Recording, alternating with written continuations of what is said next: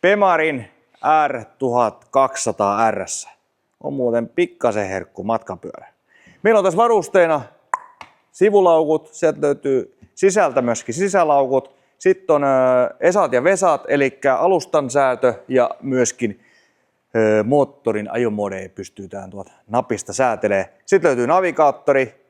Kilometrejä meillä on mittari rullattu 32 765 ja 26 000 kilometrin asti meillä on täydellinen huoltohistoria.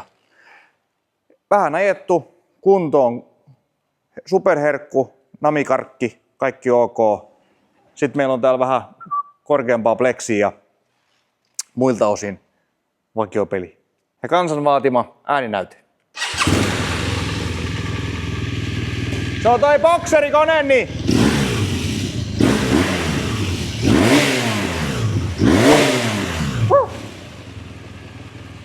Siinä on oma. Ja muuten, kiiles.